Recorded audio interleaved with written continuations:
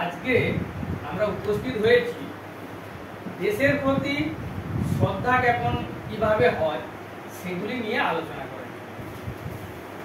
আমরা সর্বদা কোনো না কোনো কাজ করি, সেটা যেন আমাদের দেশের প্রতি হয়। প্রথমত আমি বলবো তোমাদের, আমরা যে দিবারাত্র নিশ্চিন্তে ঘুমাচ্ছি, আমাদেরকে অতন্ত্র পাহারা দিচ্ছে সৈনিক, তারপরে দেশের মধ্যে এই যে সকলকে শান্তি শৃঙ্খলা বজায় রাখছে পুলিশ। আমাদের এই জায়গাতে কোনো মানুষ অসুস্থ হলে তাদেরকে চিকিৎসা ব্যবস্থা দিচ্ছে ডাক্তারবাবু, নার্স এরা। তারপরে আমরা যে সকাল থেকে সন্ধ্যে পর্যন্ত যে খাদ্য গ্রহণ করি সেগুলি আমাদেরকে সরবরাহ দিচ্ছে কৃষক। আর সর্বোপরি আমাদেরকে মানুষ করে তুলছে শিক্ষক মহাশয়রা। তাহলে কোনো কাজটা কিন্তু আমাদের ছোট নয়, সমস্ত কাজই বড় কাজ।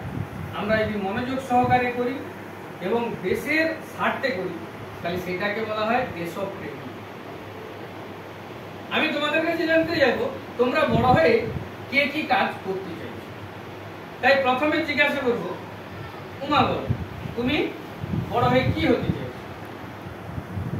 আমি বড় হয়ে ডাক্তার হতে চাই, গ্রামের অসুস্থ মানুষদের সেবা করতে চাই, বিনা পয়সায় অসুস্থ গ্রামের মানুষদের সেবা করে সারিয়ে দিতে চাই।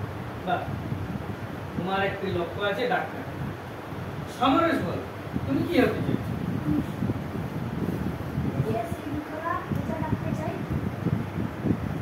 আচ্ছা, পুলিশ হয়ে দেশ শৃঙ্খলা বজায় রাখতে চাই। বাহ, খুব ভালো। এবারে বলো, মৌলি কি হতে চাইছো? আমি শিক্ষিকা হয়ে ছোট ছোট শিশুদের বড় করতে চাই। বাহ, শিক্ষকতা করতে চাইছো, তাই তো?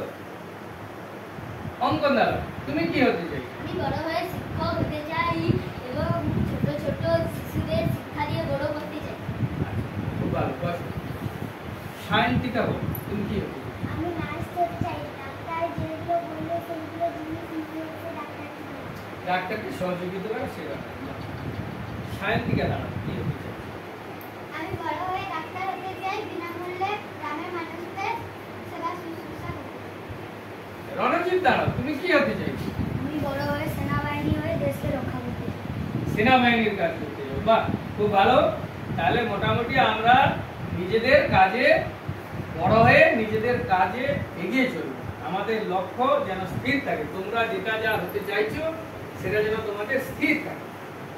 এইভাবে আমরা দেশের কাজে এগিয়ে যাব।